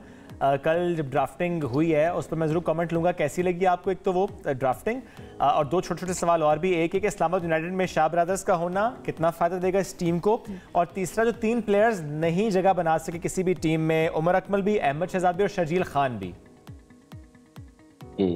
आप हैदर अली को भूल गए। हैदर अली भी के साथ आया था, गुज़िश्ता साल प्लेटिनियम कैटेगरी में था हैदर अली और इस मरतबा किसी ने उसको नहीं लिया। जब उसने अपना डेब्यू इंग्लैंड के खिलाफ T20 डेब्यू किया तो 50 रन किए अपने पहले ही मैच में हैदर अली ने। अटक से उनका ताल्लुक है। तो अब अगर देखें तो जो सबसे पहले तो हम शाह ब्रदर्स की बात कर लेते हैं। तो अब वो जमाना याद आ गया मुझे कि 1969 में जब तीनों भाई मोहम्मद ब्रदर्स में से सादिक मोहम्मद ने डेब्यू किया, मुश्ताक मोहम्मद और हनीफ मोहम्मद खेले, तो उस वक्त BCCP जो होता था, board of control for cricket in Pakistan, तो उस वक्त ये कहा गया कि 3 भाई नहीं खेल सकते। तो हनीफ मोहम्मद का वो आखिरी टेस्ट मैच साबित हुआ और उनको रिटायरमेंट लेना पड़ी। उसके अलावा भी 3 भाई खेले लेकिन एक साथ नहीं खेले। मंजूर इलाही, जहूर इलाही, सलीम इलाही वो भी खेले लेकिन एक साथ नहीं खेले। तो अब देखते हैं, क्योंकि इससे पहले हुनैन शाह और उबैद शाह इतना आगे नहीं आए थे, लेकिन लगता ये है कि इस्लामाबाद यूनाइटेड में चूंकि नसीम शाह गए हैं और कोई ना कोई डील हुई है कि आप इनको जरूर सेलेक्ट करेंगे इमर्जिंग प्लेयर्स में मेरे भाइयों को। तो अब देखते हैं, जिस तरह दुकानों पे लिखा होता है ना कि फलाने ब्रदर्स, तो अब शाह ब्रदर्स किस तरह की कारकर्दगी पेश करते हैं देखना होगा। वैसे ये सही, वैसे आपने नाम दे दिया। मैं समझा आप कहने वाले एक के साथ एक फ्री। दुकानों के बाहर ये भी लिखा हुआ होता है, बाय वन, ये तो buy one get two free. Free नहीं है वैसे। फ्री नहीं है ऑब्वियसली। अच्छा, और बेग साहब आप जरा अंडर 19 की बात करते हैं। कल सेमीफाइनल है पाकिस्तान का यूएई के साथ, और जो कारकर्दगी हमारी रही है, इंडिया को भी हराया हमने। ज़ाहिर उस ग्रुप की बात करें तो पाकिस्तान ने बड़ी अच्छी कारकर्दगी दिखाई है, अफगानिस्तान को भी हराया। शामिल हुसैन की बात करें, बड़े अच्छे उनके भी स्कोर रहे, बहुत सारे प्लेयर्स भी अच्छा उन्होंने परफॉर्म किया। एक तो कमेंट कीजिएगा कितना अच्छा हम जा रहे हैं अंडर 19 में, और दूसरा है कि कौन कौन से प्लेयर्स ऐसे हैं अंडर 19 के जो कि आपको आगे आने वाले वक्तों में जगह बनाते नजर आ रहे हैं अपनी मेन टीम में। एक तो शुएब शामिल हुसैन की बात कर ले, उनके वालिद तलत हुसैन भी क्रिकेट खेला करते थे, मारूफ एंकर, लेकिन अभी भी खेलते हैं कभी उनका बेटा जो है अभी भी कभी कभी खेलते हैं, लेकिन उनका बेटा जो है बहरहाल पाकिस्तान की ग्रीन कैप अंडर 19 की सर पर से जाने में कामयाब हुआ। उसने अफगानिस्तान के खिलाफ मैच में अच्छी परफॉर्मेंस दी। उसके अलावा अजलान उवैस हैं जिसने सेंचुरी भारत के खिलाफ स्कोर की, मोहम्मद जीशान है फास्ट बॉलर। तो कई टैलेंटेड क्रिकेटर्स आ रहे हैं, और लोग कहते हैं इसका डेफिनेटली क्रेडिट रमीज राजा को जाएगा। लोग रमीज राजा को क्रिटिसाइज करते हैं, लेकिन जो पाकिस्तान जूनियर लीग हुई जिसमें काफी लड़के आए, तो उन लड़कों में से ये लड़के भी शामिल थे, जिसकी वजह से पाकिस्तान क्रिकेट जो है वो आगे की तरफ जा रही है। और माजी में भी यही हुआ है शुएब के कई क्रिकेटर्स अंडर 19 से सीनियर टीम में आए। सबसे बड़ी एग्जांपल बाबर आजम की है कि जो अंडर 19 के कप्तान रहे। उसके अलावा सरफराज अहमद 2006 में अंडर 19 वर्ल्ड कप उनकी कप्तानी में जीती। बेशुमार क्रिकेटर्स जो है, शाहिद आफरीदी भी अंडर 19 से आए, बेशुमार क्रिकेटर्स, यू नेम देम, और बहुत सारे। तो मैं समझता हूँ टैलेंट है, पोटेंशियल है पाकिस्तान के इन यंगस्टर्स में,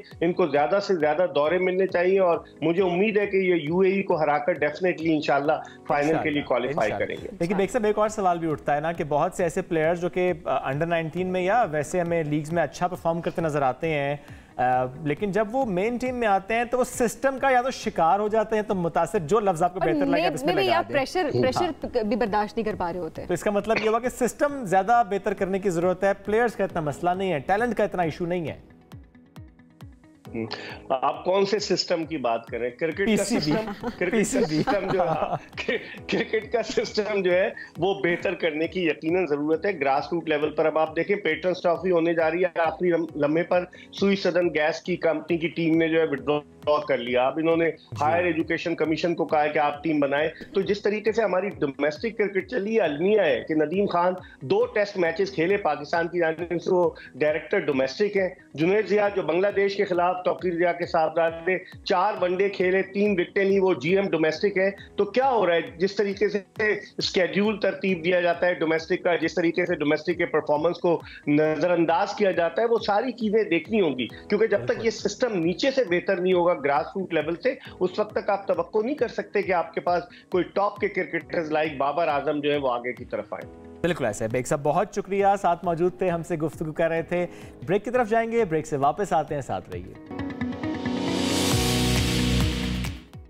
कराची में बच्चों के अगवा और पुरस्कार तौर पर लापता होने के वाकयात में खतरनाक इजाफा हुआ है। रवा साल लापता होने वाले 250 से जायद बच्चों का कोई सुराग नहीं मिल सका।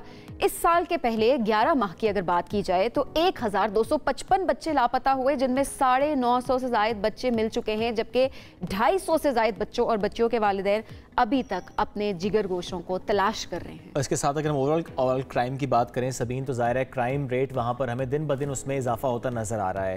एट द सेम टाइम जब बात की जाती है कि जो गैर मुल्की जो तारकीन वतन थे, यानी जो गैर कानूनी तौर पर पाकिस्तान में मुकीम थे, उनको निकालने की बात भी की गई। ये भी कहा गया कि वो इन्वॉल्व होते हैं क्राइम में, फिर भी क्राइम रेट तो वहीं का वहीं बल्कि बढ़ता जा रहा है, कम नहीं हुआ। बिल्कुल, इसी हवाले से बात करते हैं। इस वक्त हमारे साथ निगरान वज़ीर दाखिला से रिटायर्ड हारिस नवाज साहब मौजूद हैं। हारिस साहब बहुत शुक्रिया प्रोग्राम में ज्वाइन करने के लिए। हारिस साहब, अब जिस तरह से हम देख रहे हैं कि किस तरह से पुरस्कार तौर पर बच्चे लापता हो रहे हैं, कराची में वाकयात तेजी से बढ़ते हुए नजर आ रहे हैं, इजाफा हमें नजर आ रहा है, नंबर में कमी नजर नहीं आ रही है, क्या वजूहात आपके पास हैं इस वक्त? इसमें मैं बताऊं, देखें इतने बहुत ज़्यादा इंसिडेंट्स नहीं हैं। अभी एक रिसेंटली भी हुआ है, एक बच्चे को लिए, 1 साल के बच्चे को लिए, उसने सारी चीज़ें निकाल ली हैं। आई एम श्योर के विद इन अ वीक वो बच्चा भी रिकवर हो जाएगा, वो औरत भी पकड़ी जाएगी। और इसमें प्रॉपर तरीके से हमने किया, CPLC भी इन्वॉल्व हुई है, और फिर उसके बाद साउथ का जो हमारा DIG है वो उस तरह लगे हुए हैं। सारे CCTV कैमरे हमारे पास हैं, अभी ये भी पता चल के कहाँ कहाँ पर औरत जाती है, क्या करती है, ड्रग एडिक्ट है, तो वो कर लेंगे। इतने ज़्यादा ये हैं, इक्का दुक्का इंडिविजुअल्स हैं जो ख़ास तौर पे ये जो बैगर्स होते हैं, बच्चों को भी इंटॉक्सिकेट करके फिर बेहोश करके उनसे लोगों से भीख मांगते हैं हमदर्दी के तौर पे। ये हेयर ट्रेंड इशूज हैं बहुत ज़्यादा इस किस्म के कराची के अंदर, लेकिन ओवरऑल सिचुएशन कराची की अभी बहुत आगे से बेहतर है, उस तरह नहीं जो पहले बहुत ज़्यादा हो रहा था, क्योंकि हमने बहुत स्ट्रीट क्राइम कवर किया। हमने तकरीबन 55 से 60 डिकॉइट्स मारे हैं और इससे ज़्यादा हमने जख्मी किए हैं, इसलिए काफ़ी इसका फ़र्क है। और हमने नेट बस्ट किए, जो गाड़ियाँ उठाते थे और उसके बाद ऑर्गेनाइज डिकॉइटीज करते थे उनको पकड़ा है। मोटरसाइकिल काफ़ी हम रिकवर कर रहे हैं, तो काम करें। लेकिन प्रॉब्लम है, और प्रॉब्लम है सोशियो इकोनॉमिक। लोगों के पास जब रोज़गार नहीं होगा और जवान बच्चे हैं, उनके अखराजात ज़्यादा हैं, तो माँ बाप को भी ख्याल करना है उनका, फिर बहन की शादियाँ भी करनी है और जॉब नहीं होती है, तो वो ये प्रॉब्लम है। I think the answer is के कराची में इंडस्ट्रियल डेवलपमेंट होनी चाहिए। बड़े ऐसे थे बैन लगा हुआ है जॉब्स के ऊपर, 10 साल से लगा हुआ है। आई मीन ओवर एज वो हो गए लोग, उनको फिर एक्सटेंशन करनी पड़ती है, वो जॉब नहीं मिल रही। तो आप मुझे बताइए कि व्हाट विल हैपन। इसलिए it has to be through 2-3 strong strategy, jobs, industry development, उसके बाद सोशो इकोनॉमिकल एनवायरनमेंट देते करें, ड्रग्स ख़त्म किया जाए, इलीगल इमिग्रेंट्स को भेजा जाए, उससे 50% क्राइम कम हो जाएगा। ज़्यादा ये अफगानी जो ये बहुत ज़्यादा इसमें करते हैं, जनरली ये ड्रग यूज़ करते हैं, फिर ड्रग के नशे में ये डिफरेंट एक्टिविटीज़ करते हैं। तो ये चीज़ें इसको करने की जरूरत है। We whatever possible we are doing it. ये बात अहम है हारिस साहब, लेकिन ज़ाहिर है गुर्बत को वजह तो नहीं बनाया जा सकता, ये अनजस्टिफाइड बहरहाल है। लेकिन चूँकि आपने कहा कि वाक़यात कम हैं, इससे मैं क्या मुराद लूँ कि जो रिपोर्ट हो रही हैं वो वारदातें आप कहना चाहते हैं कि वो इतनी नहीं है। एट द सेम टाइम मैं ज़रूर जानना चाहूँगा कि आपके पास स्टैट्स क्या हैं। अगर हम रवां साल की बात करें तो कितने बच्चे लापता हुए, कितने रिकवर हुए?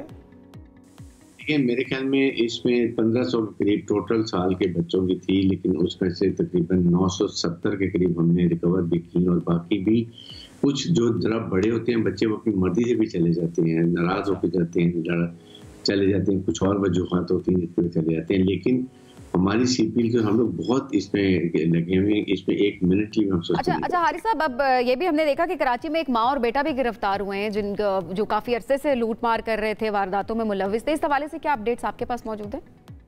ये बिल्कुल वो है, अभी उसके ज़ाहिर है कि उसकी इन्वेस्टिगेशन हो रही है। वी वांट टू नो किस तरह के कितने और लोग इस तरह के काम करते हैं। और वो ज़ाहिर है कि अब आप देखें ना, माँ अपने बच्चे को खुद खराब कर रही है। तो ये और लेट मी टेल यू, इस पे ज़्यादा वो हैं जो एडिक्ट हो जाते हैं, जो माँ लेडीज़ भी आप नशे में लग जाती हैं और फिर उसके लिए वो हर गलत काम करने के तैयार हो जाती हैं, और वो उसके बच्चों की औलाद की भी फिक्र नहीं होती है। और इसी तरह ये नहीं बहुत है कराची में, ये जो आपके सामने बैगर्स हैं, ये आपके हर ट्रैफिक लाइट्स के ऊपर जो होते हैं, ये बिकी हुई चीज़ें वहाँ पे ला के रखते हैं। और इंसिडेंट्स के एक डॉक्टर ने एक बैगर से शादी की, she thought he is a very rich man because V8 गाड़ी, बड़ी गाड़ी चलाता था। और पता चला कि शाम को पूरी फैमिली जो है वो नीचे बेसमेंट में जाके पूरा फकीरों को भेज बदलते हैं, जाते हैं। और उसके बाद then she got divorce from that gentleman. इतने ज़्यादा ऑर्गेनाइज हैं, इनको अभी हमने बड़ा ही हमने निकाले बड़े इंस्ट्रक्शंस ट्रैफिक DIG के लिए कि जी आपने आप कैसे करना है। इनके ऊपर क्रैकडाउन हम करने लगे हैं। जो बच्चे छोटे विदाउट लाइसेंस गाड़ी चलाते हैं उन पे कर रहे हैं। फिर ट्रैफिक वार्डन हम और ले रहे हैं ताकि वो ट्रैफिक फ्लो को किया जाए, क्योंकि ट्रैफिक फ्लो हो, गाड़ी चलती रहे, तो फिर इनको चांस कम होता है डिपॉजिट करने का। ये सारी चीज़ें हम इन्वॉल्व कर रहे हैं। कल हमारे 16 तारीख को सैटरडे को मीटिंग है बड़ी डिटेल के अंदर इसके ऊपर। तो ठीक है हारिस साहब, जाहिर है इनके खिलाफ भी कार्रवाइयाँ हो रही हैं, जिस तरह आप बता रहे हैं, क्रैकडाउन भी आप लोग करने की कोशिशें कर रहे हैं। ये तो हम लोगों की बात कर रहे हैं, अब पुलिस की भी बात जरा कर लेते हैं। कराची में कुछ वारदातें ऐसी भी रिपोर्ट हुई है जहाँ पे पुलिस खुद मुलविस है, इस हवाले से क्या कहेंगे? इसमें सबसे बड़ी प्रॉब्लम ये है कि जब आप सिलेक्शन करते हैं उस वक्त इनकी सिक्योरिटी क्लियरेंस नहीं होती है। उस वक्त कई क्रिमिनल्स को आप ले आते हैं, पुलिस रिकॉर्ड होते हैं, डिकॉइट्स कई भर्ती हो चुके हैं, उनके रिलेटिव्स आ जाते हैं, वो प्रॉब्लम क्रिएट करते हैं। So system need to be change. अभी तो हमने IBA से हम उनको सबके टेस्ट करवा रहे हैं, उसके बाद कैरेक्टर सर्टिफिकेट पुलिस से ले रहे हैं जो अभी नए भर्ती हो रहे हैं। उसके बाद बड़ा सख्त इंटरव्यू हम लेते हैं इनकी, और कोई सिफारिश इसमें नहीं चल रही, क्योंकि जब AFB का टेस्ट होता है वहाँ कोई सिफारिश, जो पास होगा वही आएगा। उसके बाद उसका फिजिकल और मेडिकल टेस्ट, उसके बाद हम उसको इंटरव्यू भी बड़े सख्त किस्म की टीम होती है लेती है। आप सिस्टम चेंज किया, लेकिन इससे पहले बहुत ही गलत लोग आए हैं और उन्हीं की वजह से प्रॉब्लम। आपने अभी एक डीएसपी की सुना होगा ट्रेनिंग, उससे जो हरकतें की हैं अभी उसका ट्रायल हो रहा है। मीन भी ज़ाहिर है कि उसको सख्त किस्म की पनिशमेंट दी जाएगी, ऐसे नहीं कि हम उसको छोड़ देंगे, ताकि दो बाकियों के लिए भी एक मिसाल हो कि आइंदा किसी ने ऐसी कार्रवाई नहीं करनी है। तो वो हमने उसके लिए भी बड़ी हाई लेवल एक इंक्वायरी बिठाई है, वो उसकी इंक्वायरी कर रहे हैं। तकरीबन सारी चीज़ें नज़र आ रही हैं, वो ऑल ये डूइंग इट। लेकिन प्रॉब्लम ये है कि हमें पॉलिटिकल जो हमारा सेटअप आता है, they have to very careful. Merit पे पोस्टिंग नहीं होती हैं, मन पसंद नेपोटिज्म होता है, उनको लगा दिया जाता है। जो अच्छे लोग होते हैं फील्ड एक्सपीरियंस वाले, वो आराम से उनको नहीं कुछ के उनको लगाया नहीं जाता। दीज आर द बग्स हैं हमारे सिस्टम के अंदर। आई एम होप के अभी हमने तो कम से कम ये बहुत एहतियात कर रहे हैं। अब डिपेंड करता है, नई इलेक्शन होती है, नई हुकूमत आती है, लेट्स होप कि वो इस चीज़ को फॉलो करते हैं जो हमने। और हारिस साहब, इस वक्त अगर हम इलेक्शन के माहौल का जिक्र करें और उसमें भी सियासी जमातें, बिलखुसूस एमकेएम की तरफ से भी ज़ाहिर इल्ज़ाम किया गया कि उनको उस तरह से मुहिम चलाने नहीं दी जा रही, हमले भी होते हैं, हरासा भी किया जाता है। बहुत सी सियासी जमातों के ज़ाहिर ये तहफ़्फ़ुज़ात तो हैं कि लेवल प्लेइंग फील्ड हो, हालात बेहतर हों, ताकि वो सब अपने हिसाब से इलेक्शन कैंपेन कर सकें। तो ये ज़रा इंश्योर तो वज़ारत दाखिला नहीं करना है। क्या खबरें आपके पास हैं इस वक्त इलेक्शन की तैयारियों से मुताल्लिक? कैसे बेहतर किया जा रहा है अमन व अमान की सूरत हाल को? लेकिन इसके लिए मैं अभी ज़ाहिर है कि ये भी मेरे ख्याल में जो लेट्स सी कि इमीडिएटली जिस वक्त इलेक्शन का भी शेड्यूल अनाउंस करते हैं, आई कॉल ऑल पॉलिटिकल और बड़ी क्लियर वाज़ेह बात है ये बताने के नंबर 1 के we will give you all possible peace environments, लेकिन सिक्योरिटी के ऊपर और जो लड़ाई झगड़े के ऊपर कोई भी टॉलरेंस नहीं होगी। We will be very strict. कोई असला लेके नहीं चल सकेगा, किसी के पास पुलिस ने हमने सारी विड्रॉ कर ली हुई है।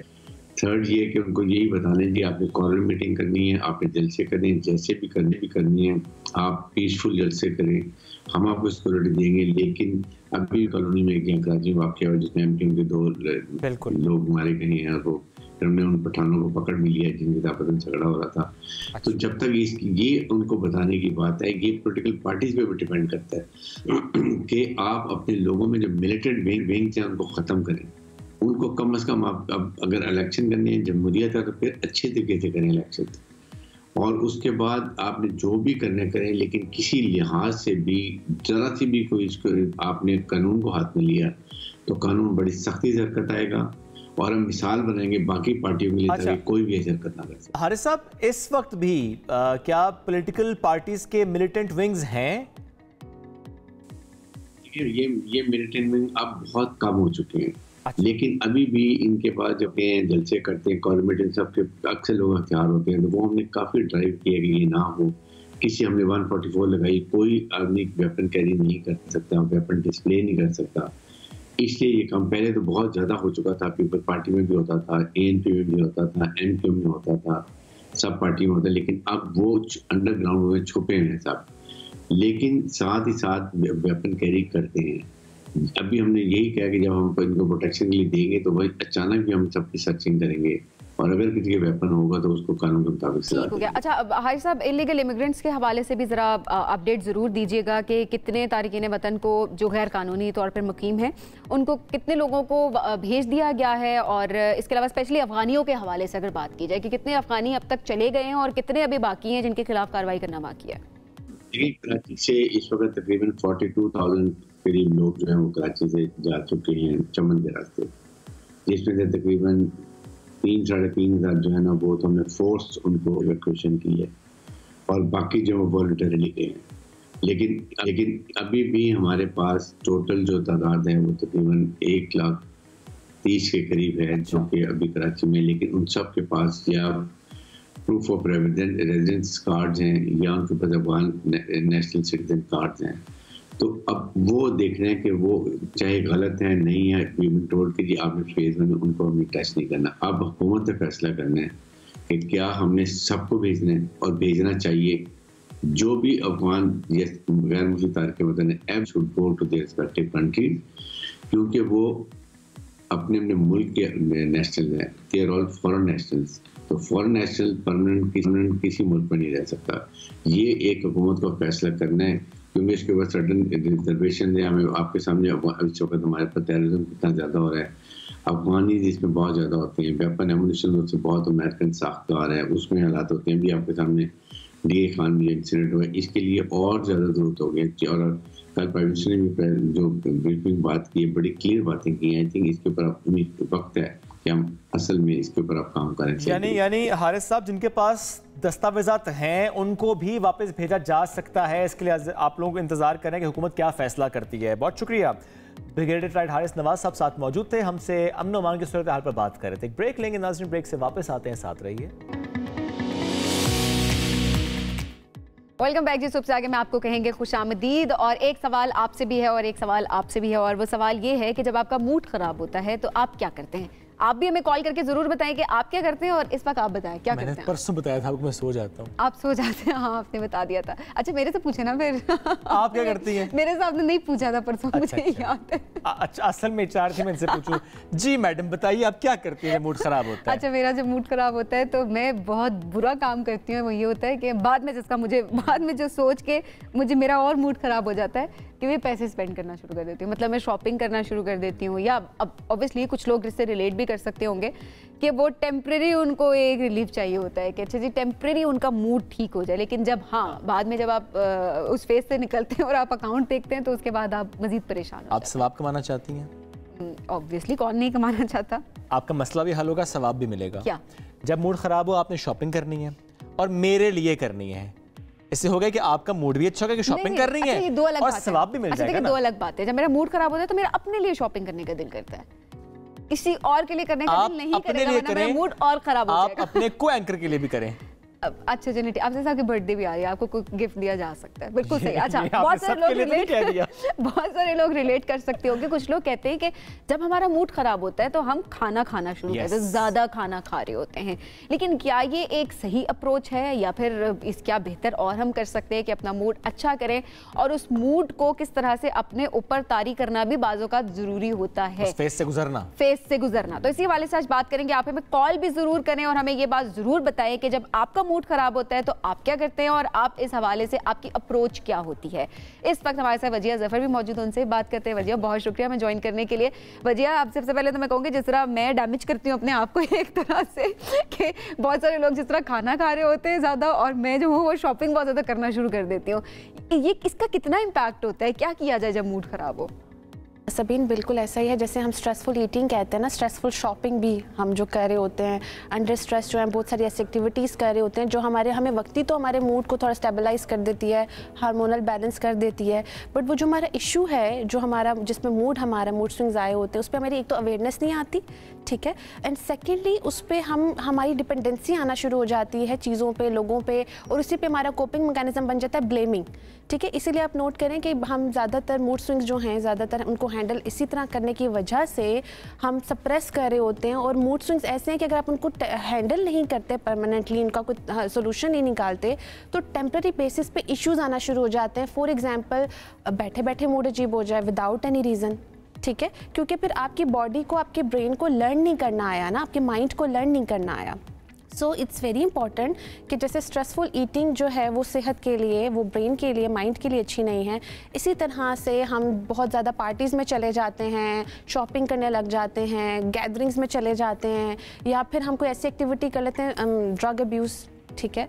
मूड को ज़्यादातर ड्रग अब्यूज़ में क्यों लोग जाते हैं कि मूड को बैलेंस करने के लिए, फिक्स करने के लिए, ठीक है। फिर उसमें क्या होता है कि आपकी पर्सनालिटी में बहुत सारी ऐसी चीज़ें आना शुरू हो जाती हैं जो आपके इर्द गिर्द का भी माहौल खराब करती हैं। अच्छा, ठीक है। वजिया, एक कॉलर भी हैं कराची से, सबीन। अस्सलाम वालेकुम जी। अस्सलाम वालेकुम, कैसे हैं? अल्लाह का शुक्र, अल्हम्दुलिल्लाह बिल्कुल ठीक ठाक। आप जब मूड खराब हो तो क्या करती हैं?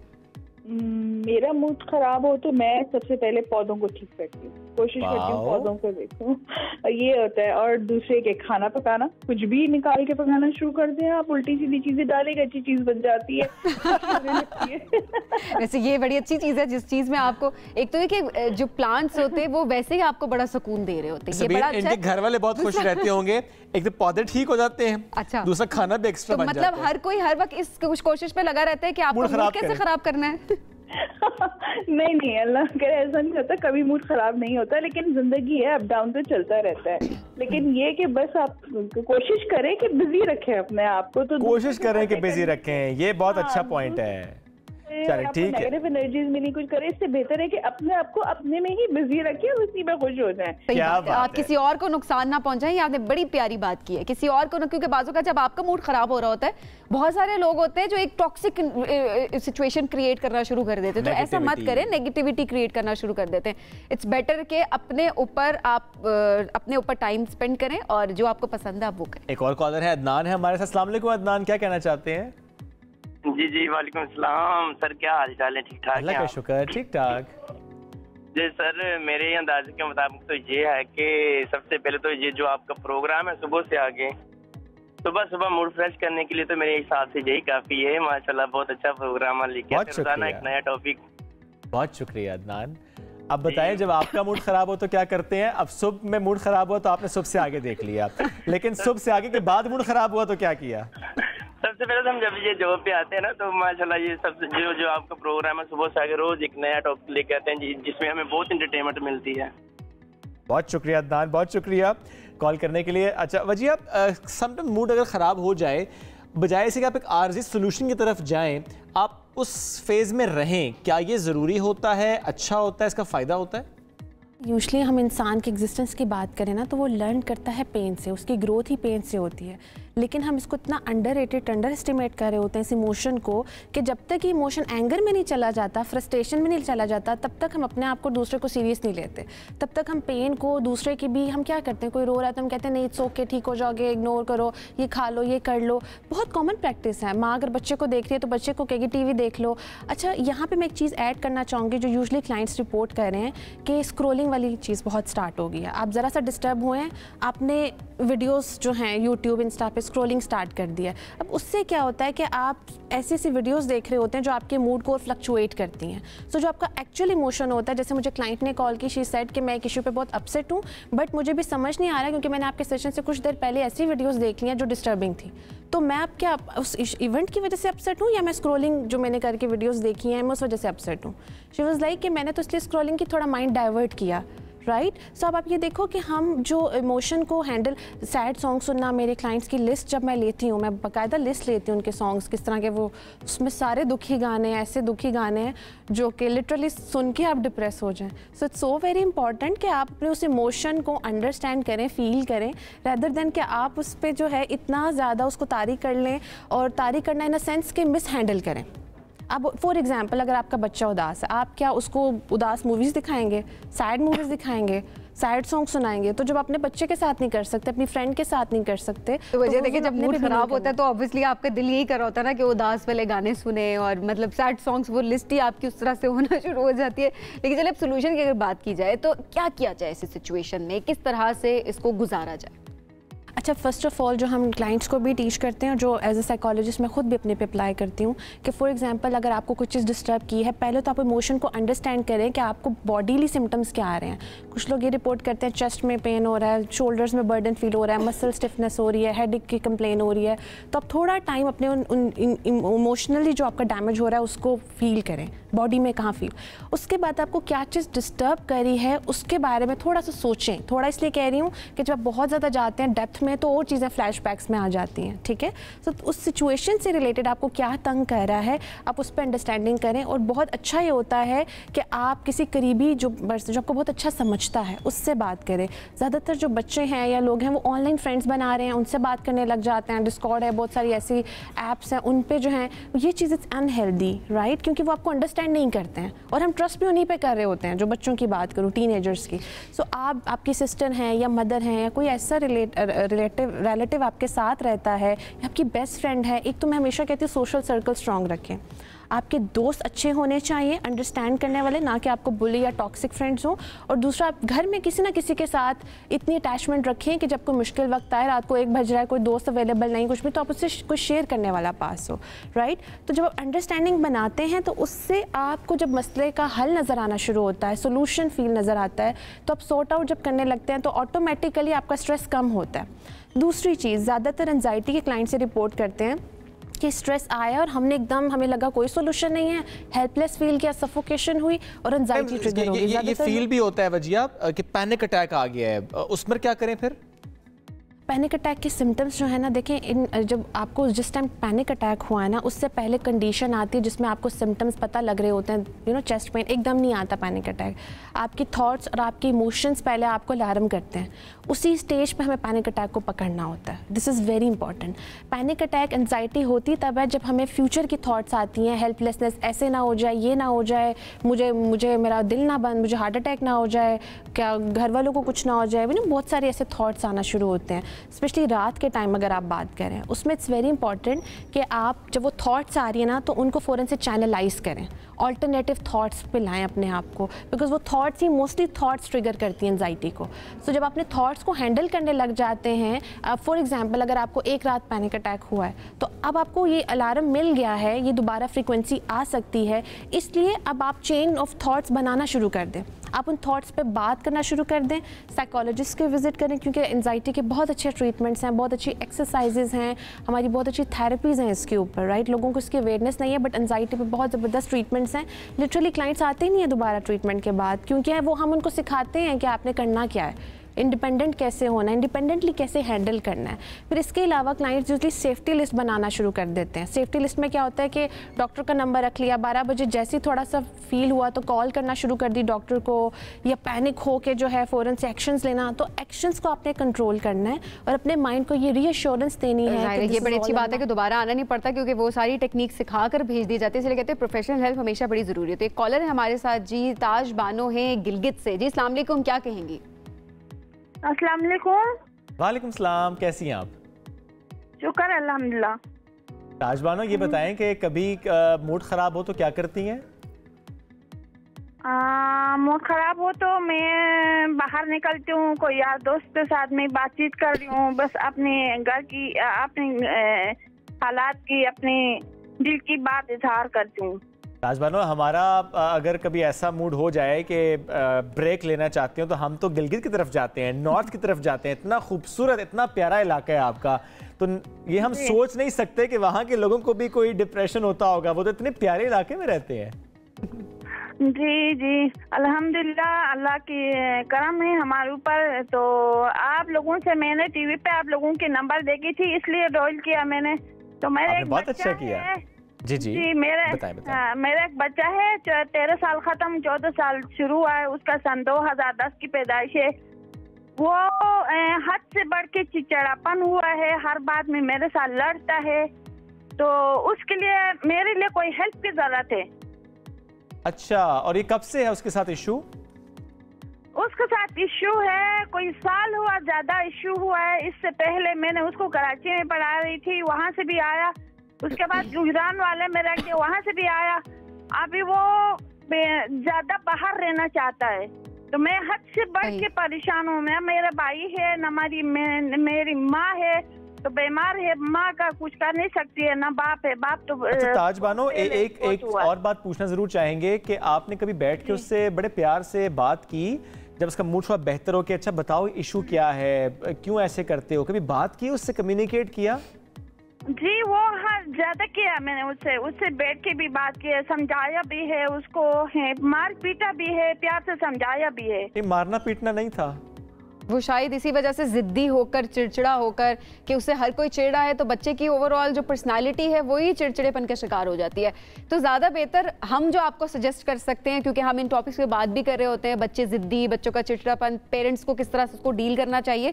तो अभी तक जो हमने जितने भी एक्सपर्ट्स हैं उनसे यही सीखा है कि बच्चे को बिठाकर उससे बात करना बड़ा जरूरी है, उसके लेवल पर आकर, और उसके मसाइल को सुनना। चाहे आप उसको हल कर सकते हैं, नहीं कर सकते, लेकिन उसको वैलिडेशन देना, एक वैलिडेट करना, उसको बताना कि नहीं आप जो है ऑब्वियसली जो भी आप कर रहे हैं वो ठीक है या गलत है, उसको वो बताना बड़ा जरूरी होता है। चले वजह, बहुत शुक्रिया, साथ मौजूद थी, हमसे गुफ्तगू कर रही थी। नाजरीन, इसी के साथ आज के प्रोग्राम से इतना ही। दोबारा मुलाकात कल करेंगे। बहुत सा ख्याल रखिए। अल्लाह हाफिज।